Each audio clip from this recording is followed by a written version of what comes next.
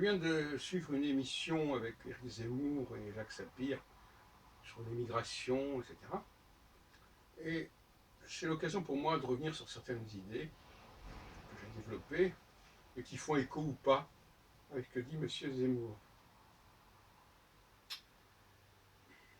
Il faut d'abord dire, en ce qui concerne la population islamique, plusieurs choses. D'une part, les Arabes, enfin les musulmans d'Afrique du Nord ne sont pas des Arabes. Et n'étant pas des Arabes, ils n'ont pas forcément la même mentalité que les Arabes, parce qu'ils ont l'impression d'avoir été arabisés de force, etc. Et donc ils ont une dent contre les Arabes. Et ça, c'est important. Et avoir une dent contre les Arabes, c'est aussi, par certains côtés, avoir une dent contre les Juifs. Parce que le peuple arabe et le peuple juif sont des peuples matrices, des peuples sources. Et par rapport à des populations qui ont été marquées par ces peuples sources sans en faire partie, il y a un ressentiment qui est vrai chez les chrétiens par rapport aux juifs et qui est vrai chez les musulmans non arabes par rapport aux musulmans arabes. Et on ne s'étonnera pas d'ailleurs que l'Iran, qui est un peuple arabe, enfin qui est un peuple musulman mais non arabe, soit aussi anti-sioniste. Bon, c'est pas forcément. Je dis ça comme ça en passant. Maintenant, là où je suis assez d'accord avec Zemmour, ça veut dire qu'il y a un problème de masse critique. J'ai fait la même étude sociologique concernant l'immigration juive en provenance des pays russophones. Car il ne faudrait pas oublier qu'Israël est un terrain, un laboratoire extrêmement intéressant au regard des phénomènes d'immigration. On l'oublie souvent.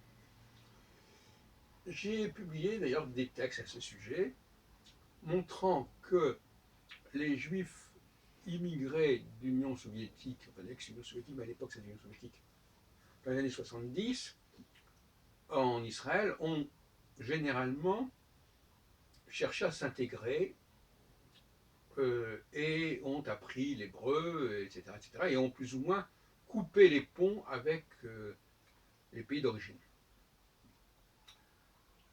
Mais à ce moment-là, ils étaient constitués une masse relativement modeste, mais les choses se sont aggravées, si on peut dire, du fait que, au fond, l'ALIA, l'immigration des Juifs vers Israël, n'est plus venue à 95% que des pays russophones, et que dans les années 90, notamment au lendemain notamment de la chute du mur de Berlin, comme on dit, il y a eu un nouvel afflux considérable de juifs venant d'Ukraine, de Russie, etc., etc.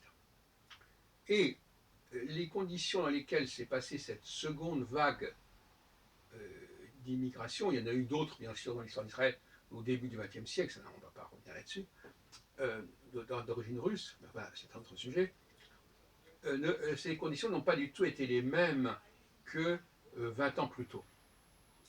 Il se trouve que je connais bien en Israël des gens qui sont arrivés en Israël de Russie et d'Ukraine dans les années 70 et d'autres qui sont arrivés dans les années 90. Donc je peux comparer.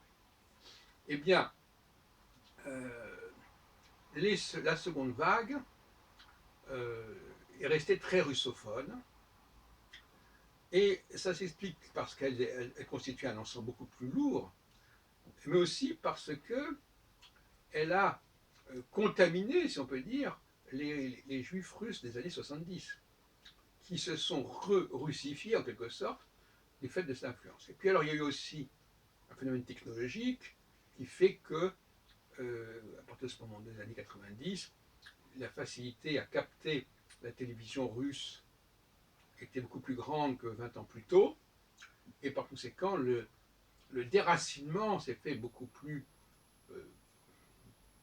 lentement et modérément que dans les décennies précédentes. Ce qui fait qu'aujourd'hui, ces juifs ont tendance à vivre entre eux. Et d'ailleurs, dans les banques et dans beaucoup de services, on propose des textes en bilingue, russe, hébreu. Ça me rappelle d'ailleurs que dans les années 60, presque tout était bilingue français-hébreu. Parce qu'il y avait l'arrivée des Juifs d'Afrique du Nord. Et même les sous-titres des films américains étaient en français et en hébreu, dans les cinémas israéliens. Bon. Donc, si vous voulez, il y a une littérature, il y a une presse en langue russe considérable qui s'est développée depuis les années 90. Et au fond, on arrive à un communautarisme russe plus fort, parce que justement, euh, euh, ces juifs des années 70 qui avaient fait un effort d'intégration, sont conduits à ne plus le faire, ou en tout cas à se replonger par la force des choses dans le milieu russe constitué par ces nouveaux arrivants. Et en ce qui concerne la question de l'immigration musulmane en France, Zemmour dit à peu près la même chose que moi. C'est-à-dire qu'il dit, dans les années 70,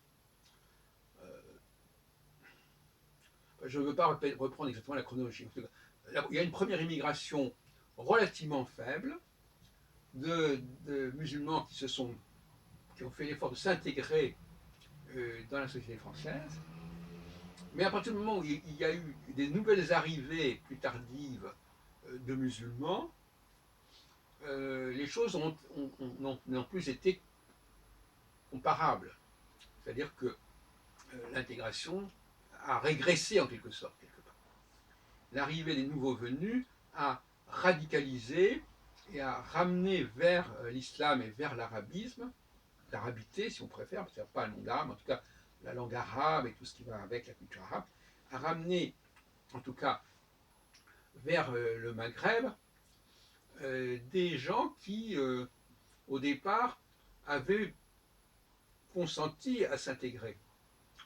Donc il y a eu une régression des musulmans, de l'intégration musulmane en France par rapport aux premières arrivées, comme il y a une régression des Russes, des Juifs russes ou russophones en Israël, régression par rapport à l'état d'esprit qui existait dans les premières arrivées. L'absence de diversité d'origine de l'immigration crée une immigration massive, arrive à un seuil critique où effectivement l'intégration ne peut plus se faire comme elle aurait pu se faire précédemment. Autre facteur d'ailleurs que je signalerai en passant, c'est que même la langue hébraïque elle-même a évolué depuis les années 60, parce que moi j'ai appris l'hébreu après la guerre des 6 jours, en 68, etc., et qu'elle s'est truffée de mots étrangers de façon considérable au fur des années, au fur et à mesure des années. Ça aussi c'est un détail, mais enfin je veux dire, je crois que d'une manière générale, l'hébreu n'a plus le même statut en Israël qu'il l'avait auparavant. Et on peut très bien vivre en Israël en ne parlant que russe, par exemple, ça pose aucun problème. Dans les banques, tout est écrit en arabe, en russe et en hébreu. Beaucoup de gens dans les administrations parlent russe. L'autre jour, j'ai accompagné, il y a quelques années, une amie dans une administration quelconque. Elle est tombée sur quelqu'un qui parle russe, elle a commencé à parler en russe. C'est presque plus facile de parler en russe que de parler en hébreu. Donc l'hébreu est devenu une langue de relais quand il n'y a pas, bon, comme le français un petit peu, quand des gens en Afrique ne parlent pas la même langue, ils parlent le français. Mais ils sont aussi quand même repliés un peu sur leur propre communauté d'origine, ce qui est assez normal. Bon. Donc, voyez-vous, moi je ne pose aucun jugement, parce que je vous dit simplement que lorsqu'il y a une communauté faible, elle s'intègre, et quand il y a une communauté forte, elle ne s'intègre pas, ou elle s'intègre autrement. Et elle ne s'intègre pas au niveau de l'individu, elle s'intègre au niveau de la communauté. C'est-à-dire qu'elle exige d'être respectée en tant que communauté parmi les autres composantes de la société française, et on n'est plus dans le domaine de l'individu. C'est un vaste débat. Vous savez qu'au lendemain de la Révolution française, Clermont-Tonnerre a dit au propos des Juifs, tout en tant qu'individu, rien en tant que nation. Bon. Ben, c'est un peu la problématique. Et puis alors, je voudrais aussi parler d'une anecdote qui s'est déroulée ce matin dans un supermarché, qui est tenu essentiellement, dans ce marché Franprix, mais qui est tenu essentiellement au niveau du personnel par des musulmans. Eh bien, il y a là un comportement, une mentalité particulière qui n'est pas propre aux musulmans, mais qui est propre aux immigrés. Parce qu'il faut faire la part des choses. Quelqu'un est immigré, est musulman, est kabyle, et de quelle génération, de quelle vague, etc., d'immigration. Tout ça sont des facteurs qui sont des paramètres différents. Et on n'est pas toujours en mesure de dire quel est le paramètre qui joue fondamentalement. Ce que je sais en tout cas, alors especially c'est au niveau de la crise immigration, c'est que l'immigré, généralement, il n'a pas à poser des questions. Il n'a pas à faire de critiques. S'il pose des questions et fait des critiques, il n'a pas compris quelque chose. Et s'il n'a pas compris quelque chose, ça veut dire qu'il n'est pas bien immigré, qu'il n'est pas bien intégré. Donc, il est sur la défensive, et lui, en général, je considère que c'est plus porteur et plus profitable pour lui de dire que les choses sont très bien comme elles sont. Donc, même s'il y a des aberrations, par exemple, dans les étiquettes, dans les supermarchés, il peut y avoir des étiquettes qui sont déplacées, ou des chiffres qui ne sont pas les bons, etc. La politique, le réflexe premier, c'est de dire non, non, ça va très bien, tout est comme ça, c'est ce qui est marqué sur les ordinateurs, on va pas se compliquer la vie, on ne va pas créer des problèmes qui ne se présentent pas. On ne va pas aller au-devant des problèmes. Voilà. C'est ça, et ça c'est une stratégie tout à fait intéressante. Ne pas aller au-devant des problèmes. Il y a suffisamment de problèmes comme ça pour ne pas en créer là où ils ne se présentent pas. C'est d'ailleurs la stratégie complètement opposée à celle de mieux vaut prévenir que guérir. On ne va pas trop se fatiguer. Quand le problème se pose, on l'affronte, mais on ne va pas devancer le problème. Voilà. Beaucoup de gens sont comme ça. C'est pour ça que souvent, quand les gens ont résolu un certain nombre de problèmes, ils sont enfin capables de poser des questions, alors que tant qu'ils ne sont pas résolus, ils s'occupent simplement de gérer les problèmes qui se posent à eux, mais ils ne prennent pas d'initiative.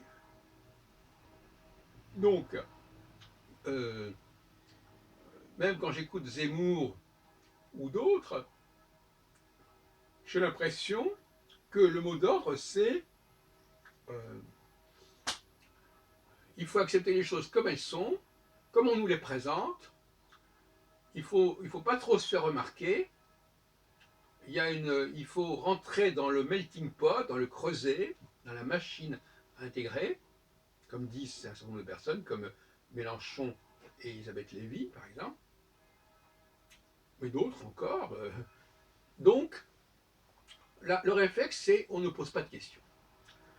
Et par conséquent, ceux qui posent des questions sont des gens qui n'ont pas le poids d'une culture d'immigration dans leur héritage familial.